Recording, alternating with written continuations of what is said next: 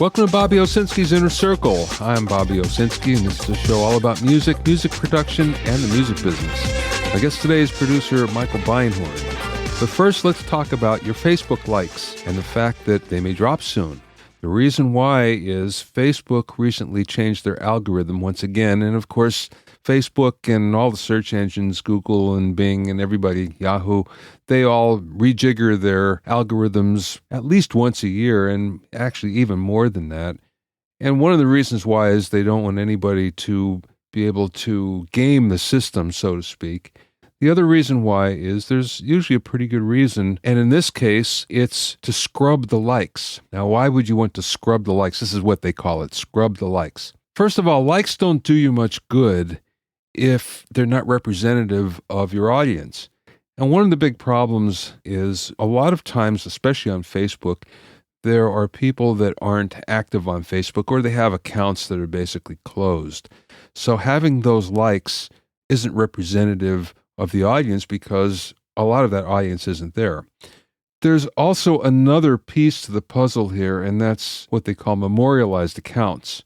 And this is for people that are deceased and their families or their friends take over that account just to keep the Facebook posts alive, so to speak. So even though there's no new posts, if someone wants to go back and look at what your posts were when you were alive, that's all possible. That being said, that doesn't help you because it's not an active user. It doesn't help you if your fan isn't an active user. So this is what scrubbing likes is. But the other thing that happens with all this is the comments get scrubbed as well. So what you'll find is that all of a sudden your comments will be a whole lot less. This may not be too much of a big deal to you if you're not really looking at likes or counting them and counting comments. However, it might be important for things like record labels. Record labels are very aware of those things, and if they're considering you for a deal, sometimes if you have more likes, that's really important to them. If you have a lot of comments, that's really important to them. And of course, every time you lose one or two or 10 or however many, that's really a detriment. Now, the other thing is some of your followers actually tend to like you better if you have more likes. And this is a documented fact. The more likes you have, the more you get. So if you find that suddenly these likes are going down instead of up, that in fact can impact future likes. As silly as that sounds, it actually does work. So anyway, look for that to happen in the near future where your Facebook likes and comments may go down. If you have any questions or comments, send them to questions@BobbyOInnerCircle.com. Don't forget about my new coaching program, 101 Mixing Tricks, Big Studio Tricks for the Small Studio. You can go to 101mixingtricks.com to learn more. The next thing I want to talk about is the 5 ways to charge for your services. If you're listening to this, you're a musician, you're an engineer, you're a producer, but you're probably working on your own. You're an independent contractor. And what that means is you have to get paid. And there are 5 ways to actually work in this business and get paid. Let's look at them, and let's look at some of the advantages and disadvantages. The first one is you can charge a flat project fee. So in other words, if someone hires you to plan an album, to engineer an album, to produce an album, to work on an album, whatever the case may be, they might say, I will give you $500 for the whole album. I'll give you $1,000. I'll give you $5,000, whatever the amount is. What they're expecting is for you to work on that album for that amount of money until the album is finished. Now, one of the big problems with this is there's usually no hard and cold end date, unless there's some sort of delivery date that has to go to a label, for instance. That's different, but even that can be changed. So what ends up happening is the artist can come in at any time and say, well, let's do 2 more songs because I'm not happy with a couple of songs. Let's do several more versions. I'd like to do a reggae version of this song. And the next thing you know, the project is dragging on and on and on. So that's one of the problems with the flat project fee. The second way is you can charge a per song fee. So in other words, your rate is $100 a song, $200 a song, $500 a song, $1,000 a song, whatever it might be, $20 a song. This is a little bit better in that if someone decides to do 2 extra songs, then great. You're going to get paid for 2 extra songs. The one thing it doesn't cover, unless you do this in advance, unless you really specify this in advance, is it doesn't cover, once again, if someone says, I want to do 2 extra versions. I want to do a reggae version and I want to do a speed metal version. And suddenly you find the song is going on and on and on. Or if, in fact, it contains a lot of extra overdubs that no one was expecting. And all of a sudden, the song that you thought was going to take a couple days is going to a couple weeks or a couple months, and you're still working on it. So that's kind of the downside of the per song fee structure. Now, the way around this, of course, is right up front. You say, okay, I'm going to work on this, and here's the parameters. I'm only going to work for this amount of time, and after that, you have to pay me extra. One of the big problems that we have in this business is we just take the first offer, and we never negotiate what might happen later. And of course, when you first start in the business, that's kind of normal. But later on, you get smart about it, and you say, okay, here's the parameters, just in case this happens, and it goes longer than anybody expects. The third way that we can charge for our services is to charge an hourly rate. And this is the safest way to go. If you're getting paid an hourly rate, then every time you work, and for as long as you work, you're getting paid.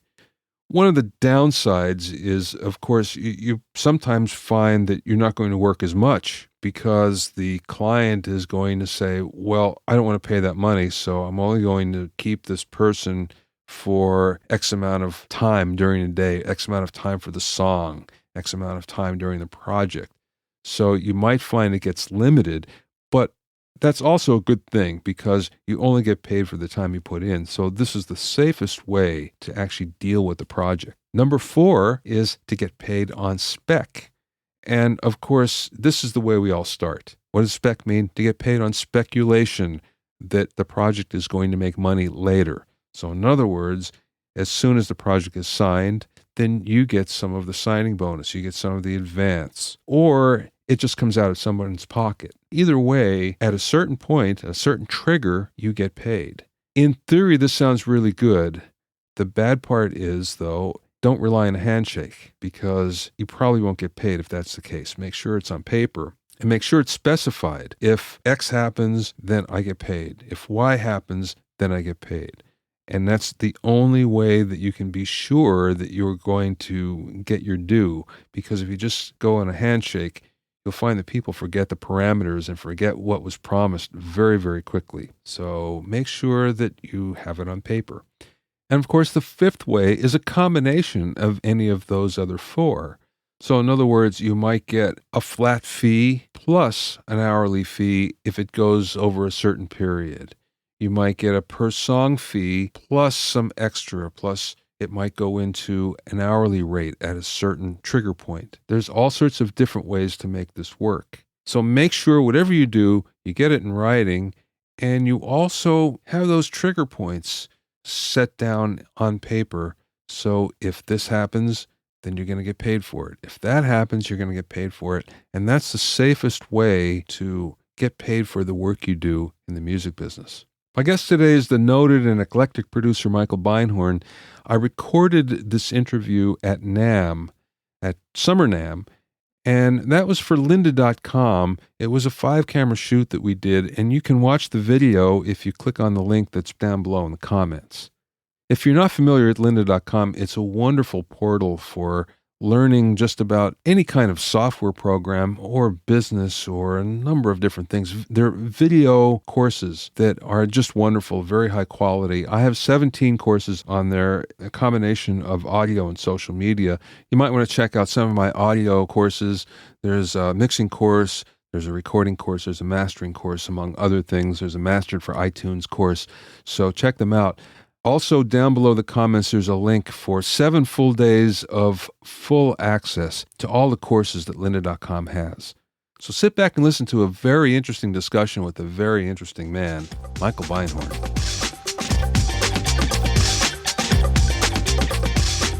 Michael Beinhorn began his career as a keyboard player for the cutting-edge band Material. He's gone on to produce artists like Herbie Hancock, the Red Hot Chili Peppers, Aerosmith, Ozzy Osbourne, Korn, and many more. In 1998, Michael also received a Grammy nomination for his work with Hole and Marilyn Manson. Thank you for being with us, Thank Michael. you, Bobby. This is very cool. I want to go back to the beginning. you were pretty much a kid when you got with Material, right? Yep. How old were you? I actually, this was concurrent with me leaving home. Like I just walked out of my house one day with like a knapsack, literally a knapsack. It wasn't a backpack, with like a pot, a pan, a fork, a knife, and a spoon. Well, you're prepared anyway, right? Yeah, it's about as prepared as you're going to get. So I'm like 17 years old, like basically going from Queens, New York to Manhattan and braving all the terrors of that urban landscape, which was, New York in like the late 70s was a snake pit. Yeah, that's, wow. It was interesting, to put it mildly. And I'm very grateful to be alive right now. That's all I have to say. So how'd you get the gig? Okay, here's what I read. You tell me if it's true. There was an ad in New York, in the music paper or something that you answered, right? No? But you're close. Oh, okay. My friend Fred Marr and I, we just pal around. We were into all sorts of weird, esoteric, progressive music, and we started seeing these flyers all over the, East Village. Are you into these bands? And it was basically a laundry list of every kind of music that we loved back then. No one else seemed to know about. And we were like, wow. And we went to this place, which turned out to be a building on 24th Street that were rented by this guy, Giorgio Gamelski. You know who this is? Of course. Well, Giorgio, he was responsible for the Rolling Stones getting started. Yes, he was, and he produced all the early Yardbirds records. Yeah, that's right. Yeah. And so he had this place, and I guess he'd found this bass player named Bill Laswell, or they found each other, and Giorgio basically installed him in the in the downstairs in the basement, and there was just sort of like a revolving door of people who came in. And it wasn't really it wasn't like a open call. It was more of like a let's see what happens type thing. And I don't even know why or how we all clicked, but we did. And that's kind of how that got started. And sometimes it just happens. You start to play and you go, wait a second, there's something bigger here than just, however many of you are there. Ideally, yes. Yeah, it doesn't happen that often. So when it does, like, you have to hold that precious. Yeah, and that was like the first time out, too. That was the first time I ever really got into playing with a bunch of guys. So wow, I felt very fortunate. Yeah, well, I wasn't really like a keyboard player per se. I mean, I'd taken some piano lessons, but I think my first love was really the synthesizer, just as an instrument, and the sound creating, processing possibilities. Like what kind of synths? Well, back then I didn't have a lot of money, so I had a little Micro Moog. Oh, I had one too. Way back when, yeah. What a great instrument that was. That was so much fun. I wish I still had it. Yeah, me too. Yeah, it's great. Oh, that's cool. So, okay, so you started to play with Bill and Material. Did you do a lot of gigs? I wouldn't say we did like a massive amount of gigs, but we gigged, every I don't know. We'd go through long periods of not gigging, then we'd do a series of gigs in a few weeks or something like that. But it was all the standard places that you would play in New York, Tier 3, Mud Club, CBGB's, Hurrah. Yeah. Those clubs back when they were really hopping. It was an amazing time. So when did you get the idea that maybe you wouldn't do more than being in a band? It didn't really occur quite that way. What happened is that we were pretty much making our own records. When Material started recording, Gamelski was there for one record. And, he'd been producer on the Yardbirds, but I think the sum total of his production input on what we did was kind of walking out into the room saying, "Oh, fellows, it sounds great." Or bringing out some meatballs after we've done it, or something like that. Yeah. So we pretty much did everything ourselves. I don't think that we even had a concept of what record production was per se. And then we did a record for Elektra Musician, which involved a whole bunch of other players, and we were sort of directing them. Then we did another record for Elektra proper, and we had a bunch of other R&B musicians and singers, and one of them, Nona Hendrix, had a solo deal, and she asked us to be her producers on this record. And we were kind of like, I was really confused. I was like, what does that mean? So I kind of thought, oh, if I'm producing, I guess I'm like controlling stuff, or like, you know, so I can like basically order people around, or is that what happens? I wasn't really sure about, you know, so let's put it this way. My sense of protocol and my bedside manner was a little iffy back then, but, you know, I mean, I was like 20, so I didn't know what I was doing. Well, that's pretty cool, though. I mean, you get to produce Nona Hendrix, who everybody knew who she was then, and she was on Elektra. That was cool. Well, she was on RCA. Oh, okay, we were RCA. on Elektra. But even so, that's you know, and you're 20 years old. That's pretty cool. It was amazing, yeah. And I mean, one of the most exciting things for me was that we got to work with Brian Eno at that point.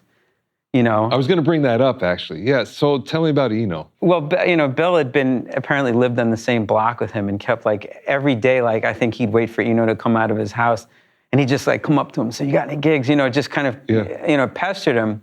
And fortunately, Bill was a good enough bassist, very good, to the extent where Eno finally said, "Okay, I think I got something for you," which was a record called My Life in the Bush of Ghosts. And Bill played on 2 or 3 songs on that. Yeah. It's great, obviously. Yeah. And out of that, I think Eno decided that he wanted to do something a little bit different. So he got this idea of making a pop band. And it was Eno, Bill, this guy Bob Quine, who played in the Voidoids with Richard Hell, and Fred. And it was the 5 of them. And obviously, like, Eno was like sort of a hero to me. So I'm like, I was just like mortified. Like, how come I'm not doing this and they are? And I was so sad. Yeah, I bet. Yeah. You know, and they'd go down to into our studio and jam. And, you know, one day Eno comes up to me, because I was there. I'd come there and just like paint and sit around and sulk. And he comes up to me, he's like, "Would you like to join us?" And I was like, "Would I?" Yeah. And that was like the happiest day of my life. So, you know, we did that. And then My Life in the Bush of Ghosts came out. And I remember coming to the studio and Eno sitting on the couch, surrounded by like NME, Melody Maker, all these British music papers. And he's just absolutely like crestfallen. And we're like, "What's up?" And he's like, he got like 2 and 3 stars off all these papers, you know, just kind of like, yeah, it's okay. But, you know, like this guy's obsession with like, you know, all this like weird other music. And he just lost it. Like, I think he went into a really bad depression. He said, "I'm not making rock music anymore. I'm making ambient music from now on." So he let Fred and Quine go. And it was me, him, Bill, and he got this guy named Axel Gross, like a friend, a conceptual artist, musician from Berlin, I think. And we made some ambient stuff, and I think he just kind of went like this a little bit, and we worked on that for another few months, and then it just sort of all fell apart. Then he went off by himself, and eventually On Land, Ambient 4 came out, and that was the product of what we'd done. I love the ambient stuff of that period. That was... those records are amazing. It's groundbreaking in a way. Yeah, it really is. So it was really good. Okay, so you went from there. How did you make it out to California? By default, I don't know. You know, when we worked with Hancock, I came out here for the first time, and you know, and then I kept coming back here because I think that this was really the place to go if you want to record anything. I mean, when I really started working heavily, all the really legendary studios were done in New York. Like, they'd just been taken out. Yeah. That was really tragic. But you couldn't, with a few noteworthy exceptions, you couldn't really make rock records in New York anymore. Yeah. You know, there's still some really good studios, but they didn't have places like, you know, Henson or Conway or, you know, or Sunset or East West or Record Plant. Yeah. You know, and, you know, so I kept having to come back here if I wanted to make records. And, you know, then there were personal things that brought me out here, too. How did the Herbie Hancock record come about? Well, it's a funny story because Herbie was actually at the end of his contract with Columbia, and I think this was going to be his swan song. Basically, that was after this one they were going to give Herbie the old boot. Wow. And and because all his records he'd gone in a downward trajectory with everything that he did, and he, that was it. Yeah. They wanted him off the label, and he had like a pittance to work with, and somehow this guy named Tony Milant he was working with convinced him to get together with us. And yeah, it was crazy. And it's not a combination I would have expected. Yeah, but back then people were doing all kinds of weird stuff. Yeah. I mean, you'd kind of, and the thing is when you're looking at an artist, I think people thought differently back then. There was a little bit more kind of like, what the heck? Yeah. Let's throw come on, you're trying to sell music for Christ's sake. Yeah. It's all about gambling. It's all about risk. You're going to have to throw the dice at some point, or else what are you doing? Nowadays, they would have hooked him up with Max Martin or something. Yeah, you're right. It's very safe. You're right. Yeah, but they hooked him up with us because we were doing like weird stuff. And we'd actually done a bunch of hip hop records at that point too. Okay. Back around like 81. Yeah. And so I guess, he needed to do something that would be a little bit off the wall if he was going to go out in any kind of blaze of glory. Yeah. Or something where people would at least go, where critics would go, okay, this is really, really some new groundbreaking stuff. Yeah.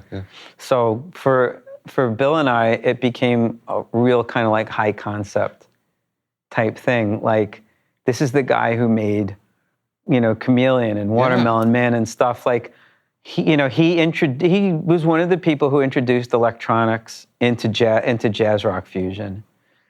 And what would he be doing right now if he'd assumed that the continuum of that trajectory, and also had been exposed to hip hop?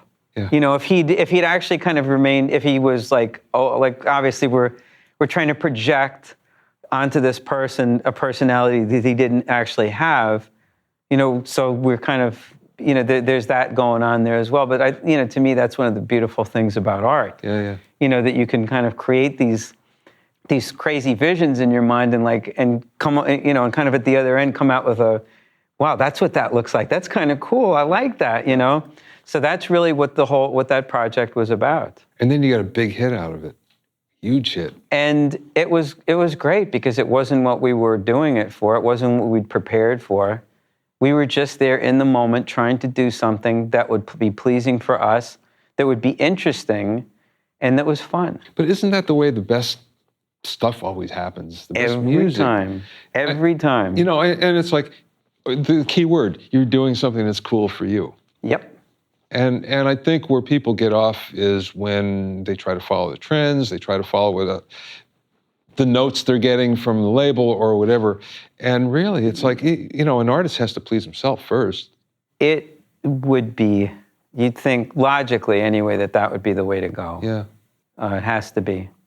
I want to go back a little bit. So you said you did a bunch of hip hop records, and that's when hip hop was really taking off, right? Just about that time? Yeah, more or less. Yeah. So you were in that world right from the beginning. Well, it was an interesting jump from being into all this like off-the-wall prog rock and experimental music but actually it wasn't, because actually I did a panel with this guy Damon Elliott about 5 or 6 years ago or something, and he kept referring to what he was doing as electronic music, and I was like, he's basically a hip hop R&B producer, and I was like, he's right.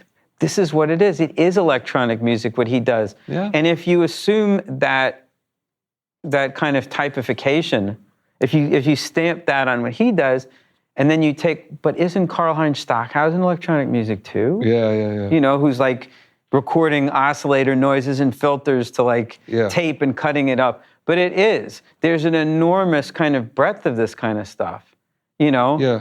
and it covers so much. But like those, I love those connections. And to me, when we kind of branched out into hip hop, that's sort of what I kind of took along. It was kind of like, yeah, I'm the same guy who listens to this other weird stuff, but like the hip hop stuff makes a lot of sense to me. How have you felt hip hop has influenced you, like on the projects that you do now? Well, I mean, it kind of stopped after a while, but I liked the aggression of the early hip hop. Yeah, I liked how aggressive it was, and they're obviously using sometimes very badly sampled drum sounds. I mean, there's basically back in the really old days, the DMX. That was about it for samples. Yeah. And it always had that little crunch. Yeah. And that's what we wound up using on Rocket. But that was that aggression really kind of fed into the more rock stuff that I worked on, and it really influenced it. And I kind of liked the idea of kind of cross collateralizing the two, like bringing them back together, not in sort of like that sort of rap rock type framework, which is kind of really, it kind of addresses more surface issues and not so much like the intrinsic stuff. But I saw that like a similarity in terms of the aggression, and I wanted to get that aggression into rock records in a different way. Well, what I find interesting about you is the fact that looking at your background and how you started, and then I think you've become known mostly for the rock records you've done, because that's where you've pretty much had a lot of big artists that you work with anyway. Yeah. But it doesn't seem like it's a straight path to get there. No. I'm right then? Yeah. Yeah. But why should it be? Well, I guess that's true, but you'd figure that, okay, if you're doing these rock records, then you would have started out in a rock band and you would have had that as your basic history rather than, coming from, the prog rock and then through hip hop and that way. I'm from like the music is music school, Yeah. and great music is great music, and anything else is good or mediocre or terrible. And I did a panel earlier today, and they asked us, me and the other guys, like, what were our earliest memories of like music of a record that really was life changing. Everyone else is talking about Elvis and the Beatles and stuff like that. One guy said Perry Como, which was awesome. Whoa. But the first record that I really remembered was Arturo Toscanini conducting the NBC Symphony Orchestra, doing Beethoven's 9 symphonies and the chorale movement of like the 9th. To me, if that can't stop you dead in your tracks and just make you go, oh, then you don't have a soul. Yeah. Well, then how did it work then that all of a sudden you started to do these rock acts and you started to do some big rock acts as well? How do you evolve into that? People started to know me better. Yeah. It's interesting what a couple of really successful records will do for someone. Yeah. That seems to be the way it works. And I was really fortunate to get involved with bands like the Chili Peppers, like Soul Asylum and Soundgarden. Soundgarden, yeah. All of which were at cusps, like a really, really important transitional stage in their career. Now, it could be argued that it might not have been a transition under different circumstances, So I made my job as the producer on those records to create the insurance that this would be a cusp, and this would basically be the evolution of an artist from point A to point B. And that's how it worked in all those cases. But it was all about the intent in that case. Okay, so going into it, you're thinking that way then? Hell yeah. Yeah? Yeah. If I don't know that people work this way so much now. That's why I'm asking you, because it doesn't seem the norm. Well, My thing is, if you're going to do something, you may as well do it like full bore and not half-assed. Yeah. Kind of makes sense.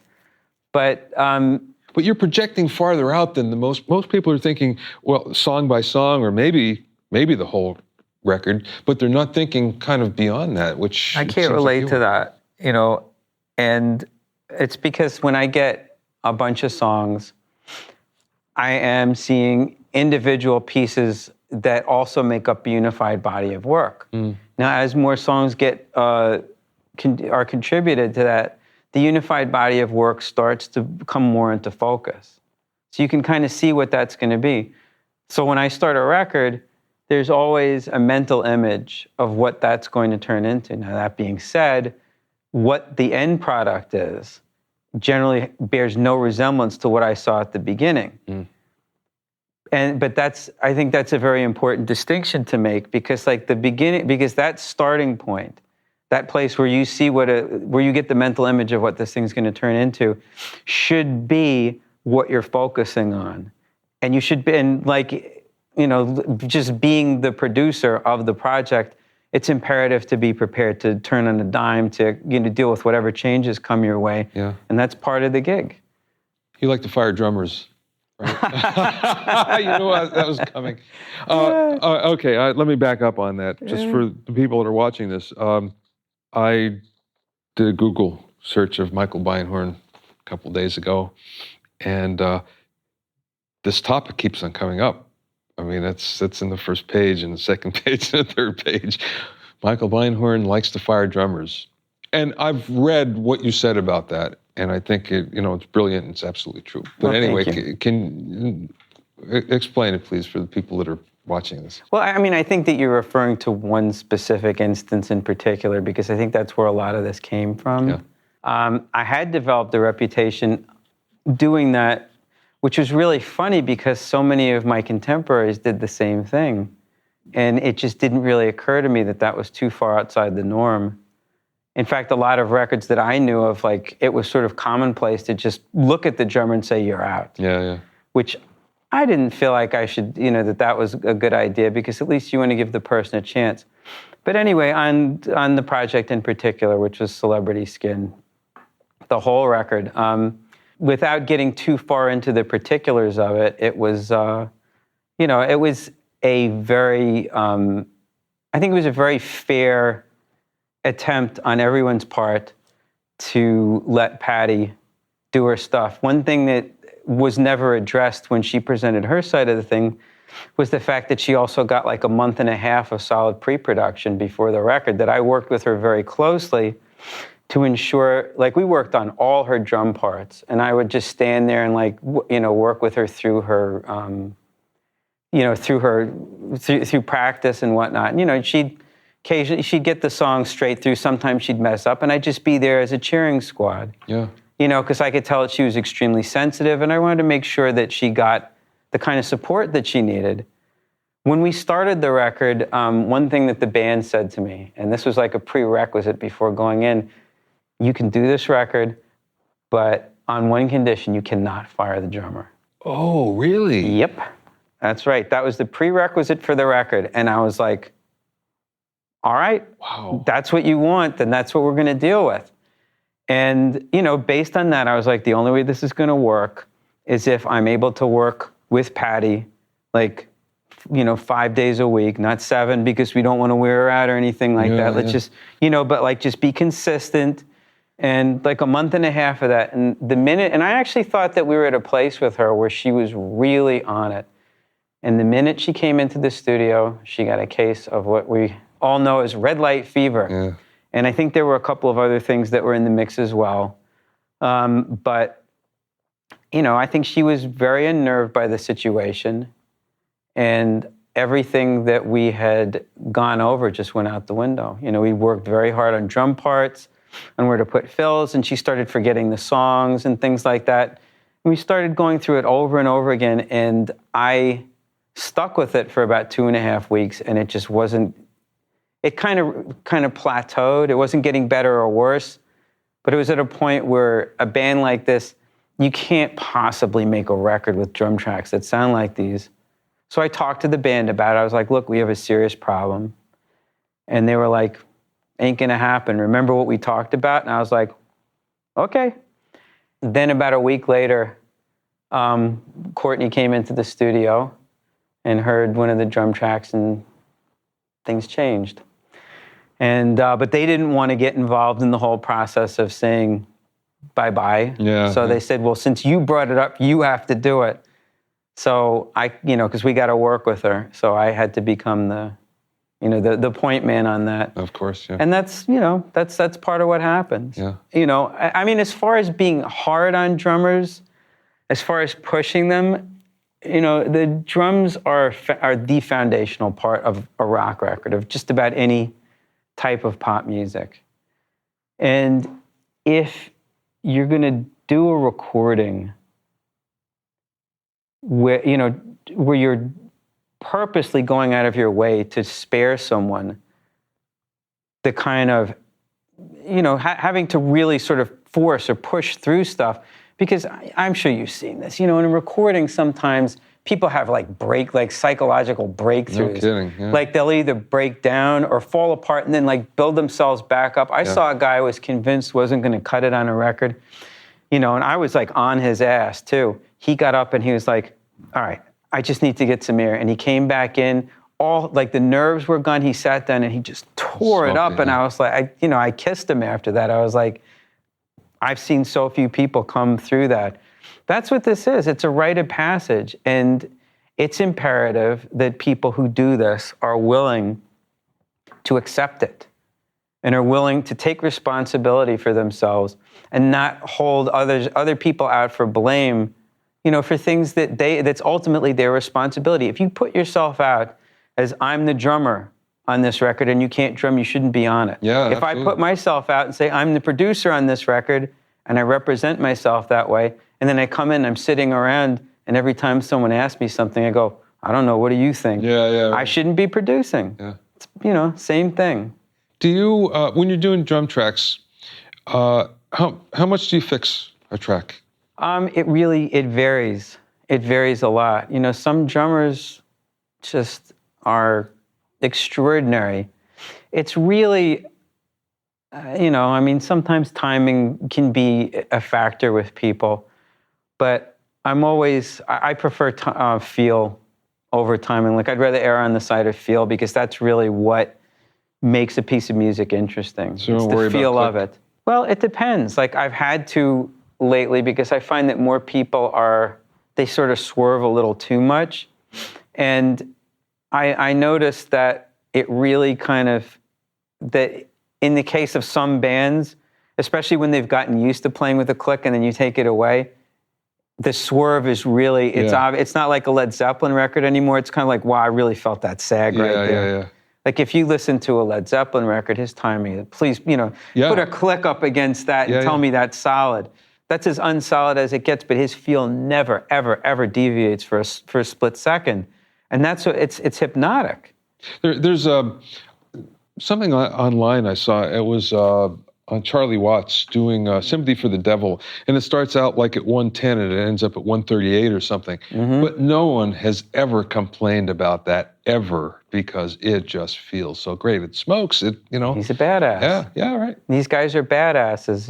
Like when you have people that play that way and are also able to project themselves through their instrument, as opposed to in the case of a drummer, someone who's like hitting things in time so everyone else will play in time with them, you're more inclined to get the personality of the player, which is far more important than like noticing whether or not this thing I'm listening to is in time. Yeah. Have you found that because we live in a day and age where music is pretty much on the beat, everything is quantized, and with EDM especially, you can feel it. Everything is very precise. Do you feel as a producer that you have to conform to that somehow? No. Because that's what people expect to hear. All right. I actually enjoy syncing synthesizers up to people performing when it's appropriate. But if you're going to tighten things up, tighten them up. I'm going to back up. Everyone should make records exactly the way they see fit. It's not for me to say how a record gets made. I can only speak to my own process. In my case, I want to hear stuff as loose, like the ultimate kind of balance between loose and tight, depending on what it is. The context that it's within is super important in that case. And as far as like tightening a rock record up to to EDM tight, it's not for me. Yeah. I love synthesizers. And I enjoy certain kinds of dance music and stuff, but like it's kind of like, well, if you've got people playing live, why do this? Have you done any EDM or anything like that? Not recently. I mean, anything that I've done that could be called EDM was many years ago. Okay, yeah. Because I'm just wondering how you'd approach it, considering your philosophy, how you'd approach that, since it's mostly in the box. Well, fortunately, you can get stuff in analog, so, Yeah, okay. if you can sync stuff up that way. Although I haven't really enjoyed, like, the combination of digital and analog synthesizers together. I don't really like the way they sound. I mean, I kind of feel like it should be one or the other. Mm-hmm. That's the way I see it. Like, there's just digital stuff pokes out so much, but it misses some of the nice harmonic richness of the analog stuff. And the analog stuff doesn't have the same kind of transient. It's two things that, like, I think maybe it's me. Maybe I'd have to work harder to get them to fuse better. But you know what? Now that you mention it, I never thought about that, but I think you're right. The combination somehow seems to fight. That's my feeling. When you think about it. Yeah, I mean, like, when you listen to an old Depeche Mode record, for example, I mean, that's basic. That's all pretty quantized. Yeah. But it's all analog synths. Yeah. And they've got that richness. Yeah. And going back even further, a band like Kraftwerk, like, there's very little sequencing on those records at all. They're pretty much all played live. Yeah. And you can feel it. Yeah. It's got a really nice groove to it. Yeah, it's so funny how we love those records and we love the feel of them, and yet we don't make them so often these days. Nope. And talk about groundbreaking. I mean, without Computer World, for example, there'd be, so many genres of music would either not exist right now or they'd be so completely different. Yeah. Just because of boom, pop, boom, pop, boom, pop, boom, boom, boom. You know? Yeah. So what do you think about music today? Well, it depends what you mean. That's a wide open door. I know. Yeah. So depending on who you speak with, there are some people that will say it's more vital than ever before, and there are others that will say, I don't know, doesn't seem to have that spark. Where do you fall? I'm, I think that, first of all, there are a lot of really, really talented creative people in the world. I do feel that creative potential is a resource that's grossly, grossly underused at this point in time. I mean, in many different fields of endeavor, but in the arts, in the popular arts, I don't think anywhere more than there. Mm-hmm. I think that there is a serious deficiency in the brain trust that feeds the periphery of the popular arts. Mm-hmm. I feel that there is an element of daring and an element of risk and an element of wanting to aspire to the highest possible level that you are capable of as a human being that is non-existent right now in popular art, popular music. And I feel that is one of the essential aspects of what it is. What do you attribute that to? Well, that's also a very broad question, because I feel that there are a lot of societal issues. I think that there is one element which I started referring to as the homogenization of things, that within certain categories, mm-hmm. there are groups of commodities, items that are manufactured by, there's competition. And over time, the product of all those competitors has gone like this, that it's sort of converging on one point, and it's becoming very samey. Now, in music, the way that presents itself is that we, back in the 60s, say even before, like when you thought of music, you thought of a name of a person you liked. You didn't think of like what style of music they did. You're just like, I'm into Elvis, I'm into this one, I'm into whatever. It was the artist, because the artist is what propels the medium. Now, you're less inclined when you think of music to think of the artist, but the genre that they perform in. We're in a singles world, though. Could that be part of it? That's what people say. But I feel that that's a case of the tail wagging the dog. Ah, how so? Because I think that if people are unwilling to make records that have more than one good song that's worth listening to, you're not going to be able to sell more than one song. Well, that's true. Many people feel that the album kind of has run its course. And I think one of the reasons for that, honestly, is albums are too long. When CDs came out, because you had 74 plus minutes, people felt like they had to fill it up. And yet when I go back and I look at all the best albums, they were 35, 38, 40 minutes, that's it. So basically what you put on was pretty good, because you only did 6 or 7 or 8 songs. You didn't feel like you had to do 10. But we're still talking about the same format, Yeah. If we apply your logic to the situation, we're still talking about a record that's got a bunch of songs on it. It's just less songs. That's true. But the hope would be that at least you'd have better songs. Yeah, but that has yet to happen. But let me ask you this, though. I mean, you can go down and look at charts down through history, and you can find song after song after song that nobody thought would ever be a hit, and yet they were. So it's really hard to say when you look at 10, however many songs you have on an album, which are the ones that are really going to tickle the fancy of the public. It's hard to tell that. Depends who you are, and it depends what you're talking about. I've worked on records where I think almost every record I've worked on, I knew what the lead songs were going to be. It was just very apparent, like in some cases, glaringly obvious. Yeah. Look, someone drops a song in your lap like Runaway Train by Soul Asylum. What are you going to say? Yeah, right. Or Black Hole Sun. Right, okay. I heard that and I was like, but why don't people write songs that good anymore? This is my question.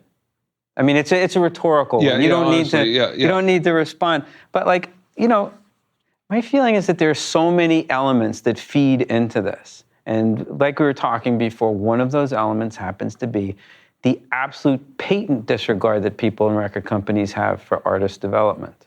Why do you think that is? I can tell you why that is. It's because the issues are mainly financial. And it also pertains to turnover. What the record companies are trying to do now is they're trying to hedge their bets as much as possible and have as much turnover as they can have. They're trying to flood the market with as much product. Hopefully something will stick.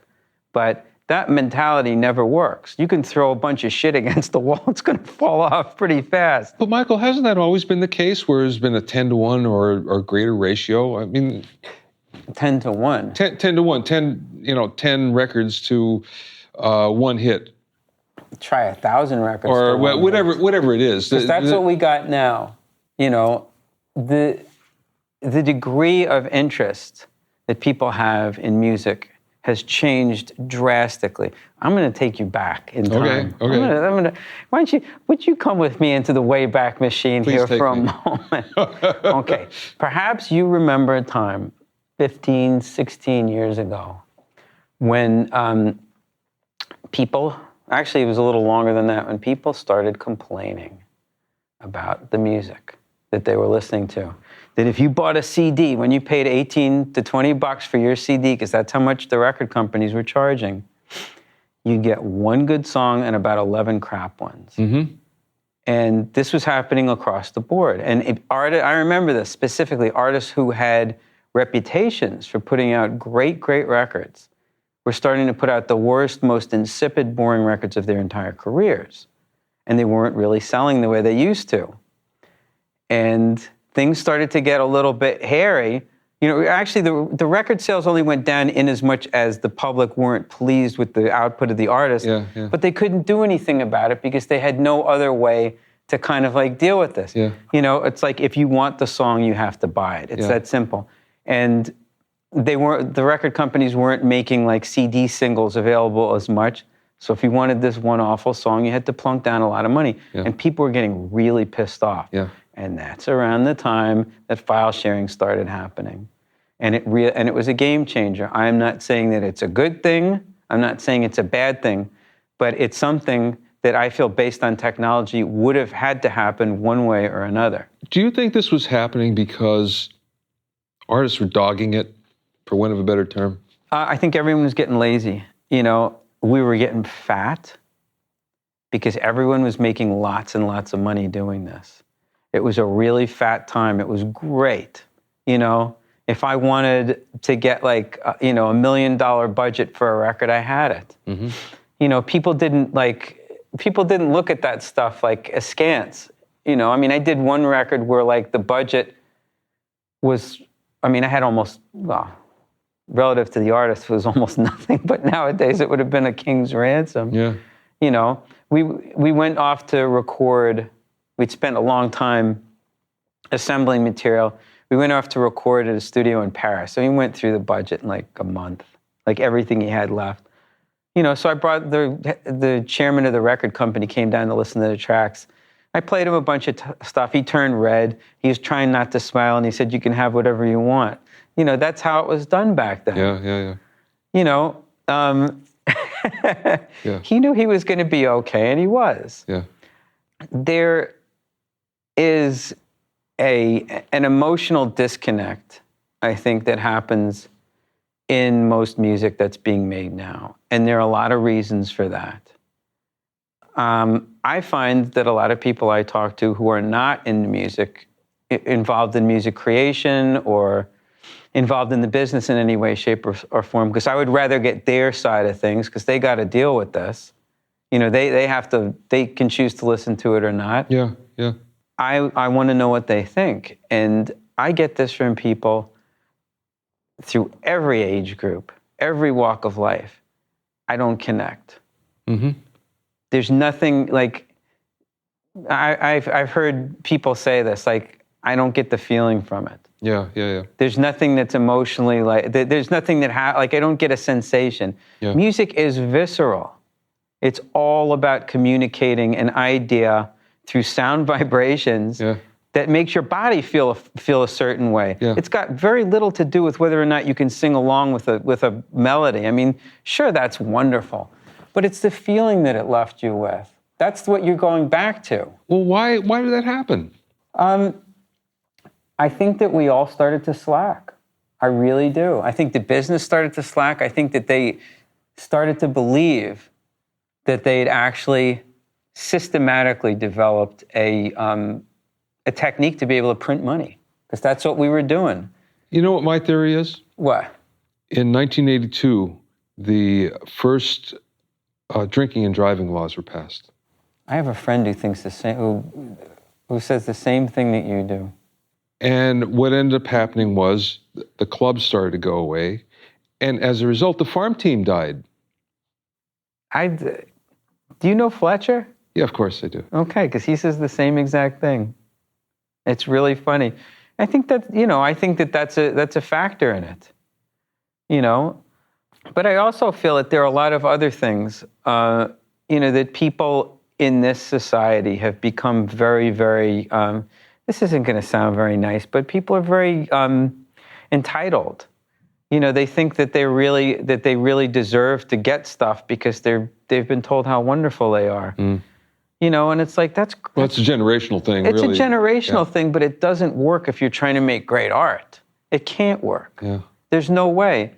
There's also a lot of other elements, like the democratization of music. The fact that the gatekeepers are gone. Yeah. The gatekeepers are gone, but also the software exists so that anyone can have the illusion in their mind that they can make a song or make a record. Yeah. It doesn't exist. You have what, you ever hear of a guy named Jean Baudrillard? Yeah. He referred to this as simulacra, that you can, you know that? Yeah. It's basically all the surface elements or certain identifying elements of a thing, but without lacking the core elements, like the intrinsic elements of what it really is. Yeah. So you haven't created an identical, Not an understanding. a replica. Yeah. You've created a simulacra of something that is missing a lot of really key elements. Yeah. And that's what music is turning into now. I just want to mention that you have one of the best blogs. Thank you. And what it is, it's for the deep thinker in music, because it's one of those things where it goes beyond where most blogs will go. And believe me, as someone who writes blogs a lot, you get deep into things, which is wonderful. And also, let's get your book. All right. Because speaking of which, you're going in the same direction. You're taking record production and you're pulling back the layers on it, so to speak. Yeah.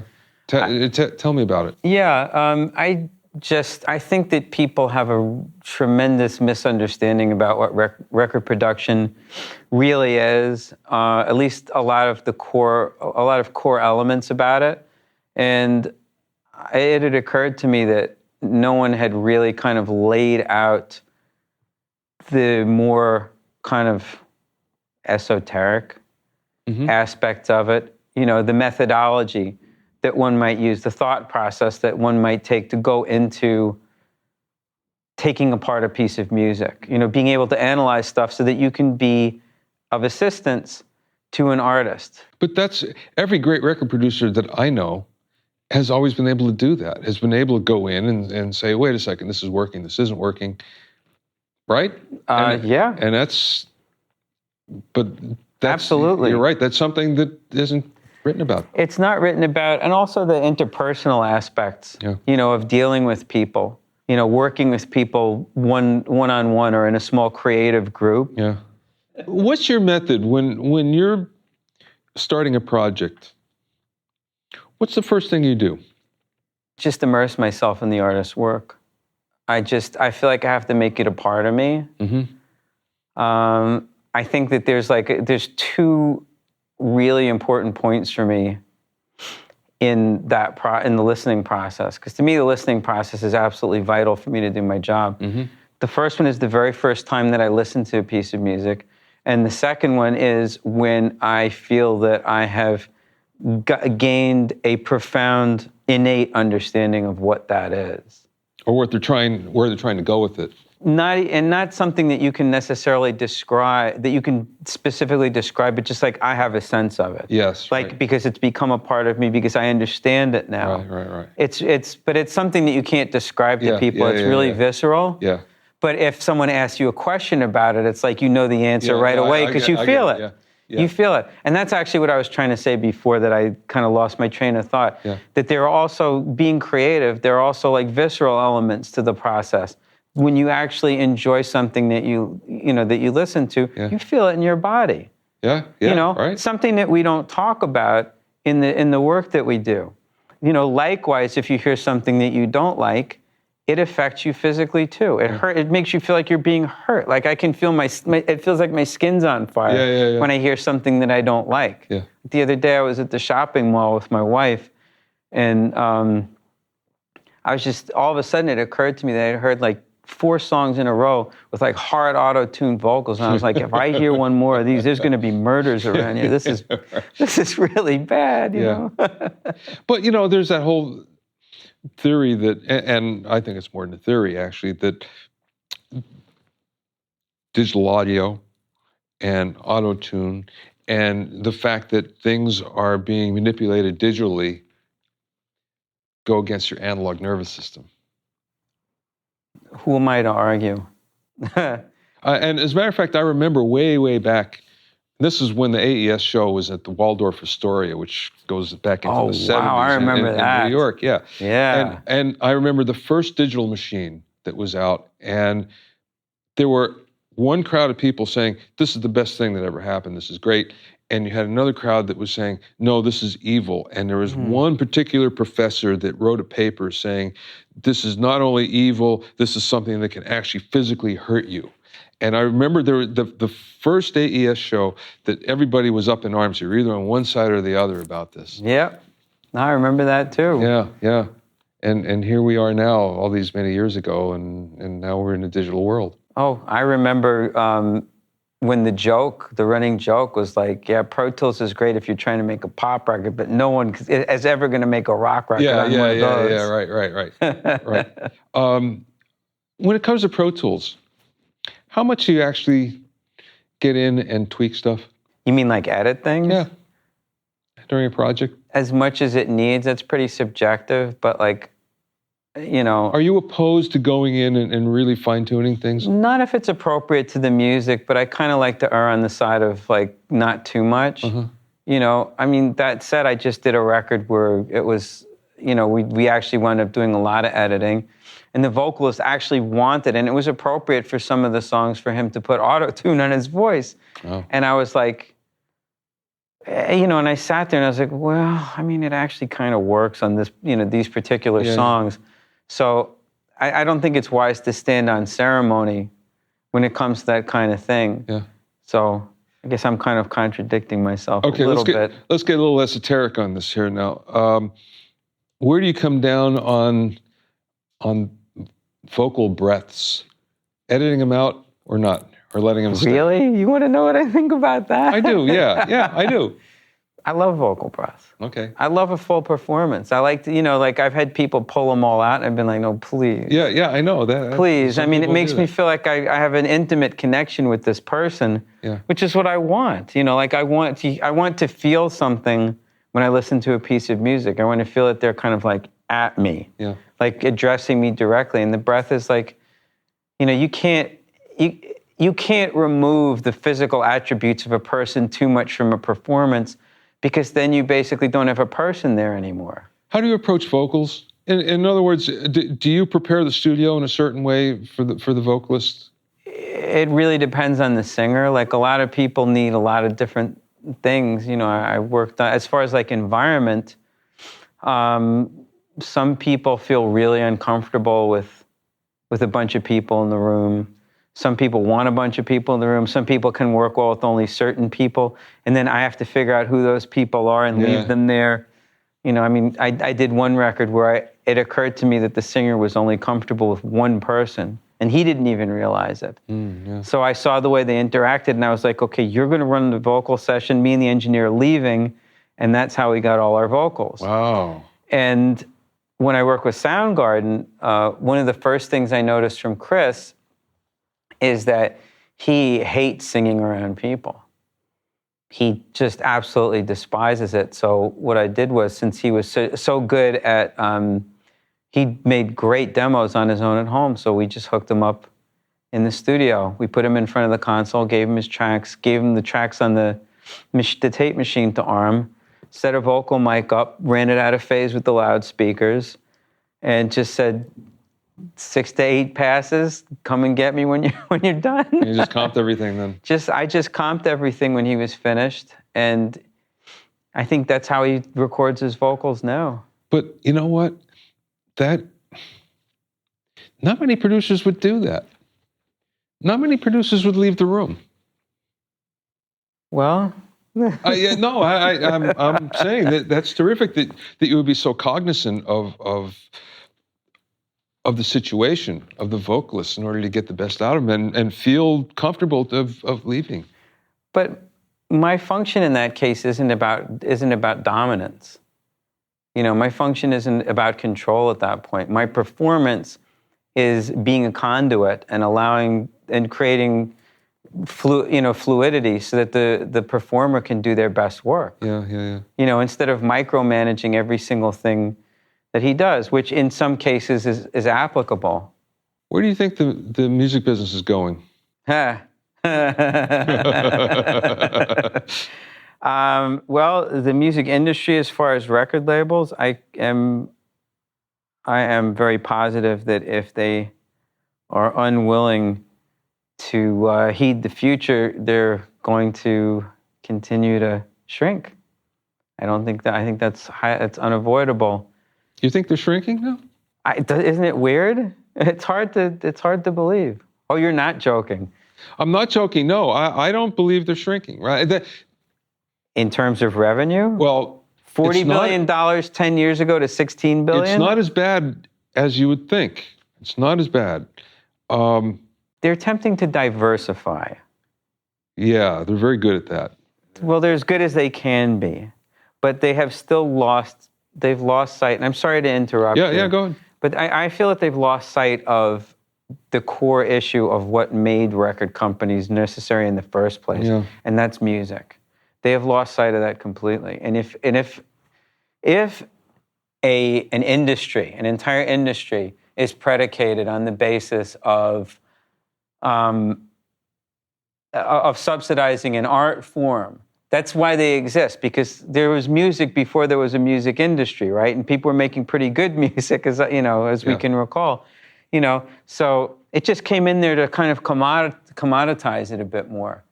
But now the business has superseded the music. Before it was always art first. Even when you were talking about people who were trying to create commercial music, quote unquote, there was always an emotional component. That's not there anymore. If they keep insisting on doing that and constantly homogenizing their product and causing it to converge like this. But Michael, it hasn't been there for 35 years. The music industry? Well, we're agreeing on the same thing. I think we're not agreeing on the timeline, though. Oh, okay. I've always felt that the music industry was at its peak when the owners of the record labels were fans. It was very small, and you go back and you look at Ahmet Ertegun. Those were the days. Right. And you had music entrepreneurs. They loved their artists and they loved the music that happened. They were their fans. And in 1980, it all changed. It changed because CDs came in. All of a sudden, there was a cash cow. Music industry was a cash cow. And 5 of the 6 major record labels were taken over by conglomerates. Yeah. And all of a sudden, now what we had was suits and ties and accountants and attorneys that were running the show. I couldn't agree with you more on this. And it's been progressively downhill ever since. It's never gotten better.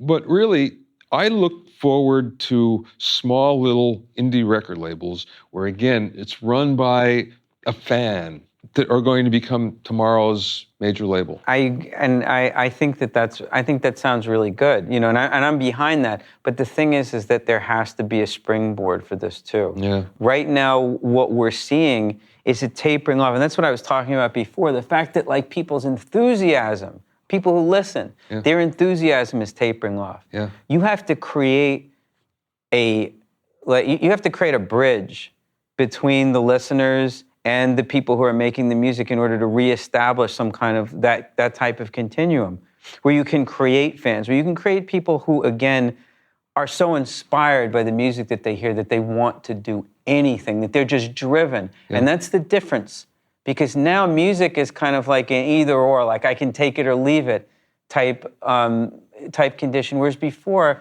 and I know you remember this, you couldn't leave it. Yeah, oh, you absolutely. couldn't leave it. It was obsessive. It was something that took hold of your very soul.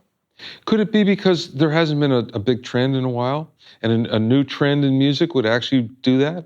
I don't know if it's, it's interesting because one thing that I've noticed along with what you're talking about is the absence of corollary kind of folk music forms that run concurrent with the popular music, because rock music basically started from blues. Yeah, Any classical music that you can refer to, or even popular song of the day, it's all based around folk themes. Or a lot of it is. They could take from that. Yeah. We haven't had a folk music form that has fed popular music forms since the blues.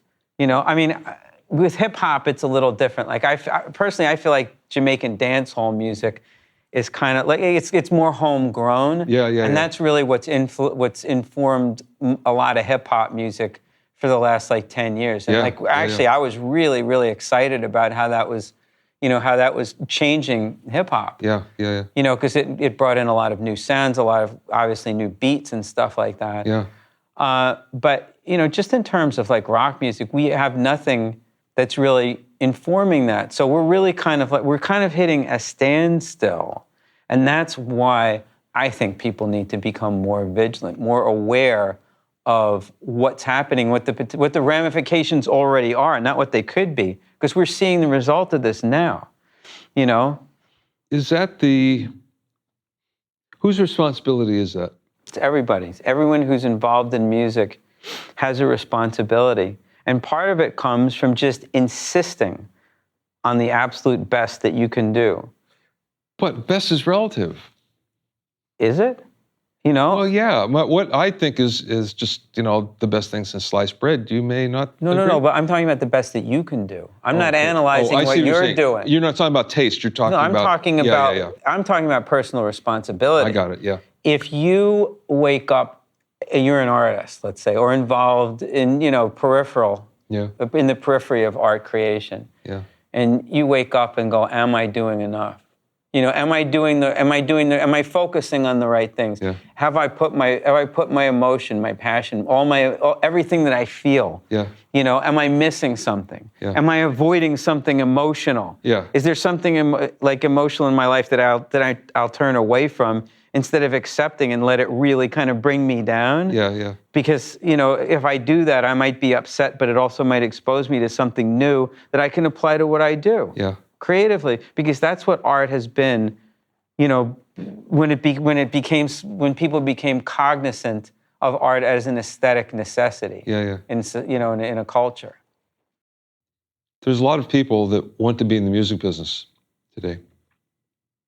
There's schools everywhere. Every college has a program for recording, for you name it.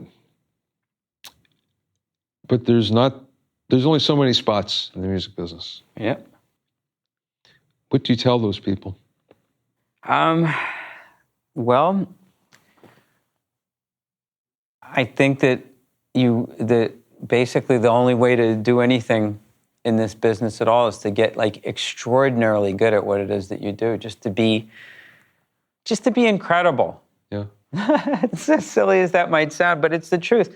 Be absolutely incredible. Be prepared to be the best that you can. Be, also to be a good person. Be someone that other people can rely upon.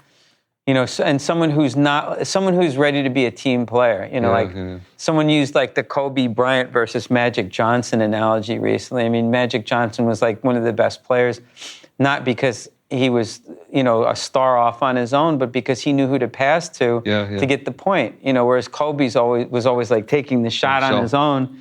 He's a spectacular basketball player, but it's imperative to be a team player, but to excel at the same time. Yeah. And well, there's really so much that you can say to answer that question. When you're prepared to excel, you also can't let anything stop you. You just can't permit anything to slow you down whatsoever. And it's imperative not to listen to what other people say, particularly if it's critical, but to look for critique constantly, but also consciously assess everyone and anyone who has a comment. And, check them for an agenda, make sure that they're not talking to you because they want to fill your head with something, take everything that's relevant, even the stuff that hurts you, and apply it and toss everything else out, to be discerning and to be as expressive as possible too. This may sound weird, but to go into life like a gaping wound, like an exposed nerve that's ready for anything, but isn't bracing against the shock of something bad. Be prepared, because that's what life is about. It's not going to last very long. That's a great analogy. Yeah, this has been terrific. Thank you, Michael. Thank you, Bobby. Pleasure. To find out more about Michael, go to michaelbeinhorn.com. That's Michael Beinhorn, all one word, BEINHORN.com. Michael Beinhorn. Thanks for listening and being in my inner circle. Remember, if you have any questions or comments, please send them to questions@BobbyOInnerCircle.com. Many thanks to Steve Cherubino. He's the host of the EDM Producer Podcast at edmmr.com, and he's the guy that actually puts this show together. Thank you very much, Steve. To listen to other episodes of Bobby Owsinski's Inner Circle, go to bobbyowsinski.com and select the podcast tab, or you can go to bobbyoinnercircle.com or find it on iTunes or Stitcher. At bobbyowsinski.com or at bobbyoinnercircle.com, you'll find a sign-up form for my newsletter and for alerts for new podcasts. This is Bobby Owsinski. I'll see you next time.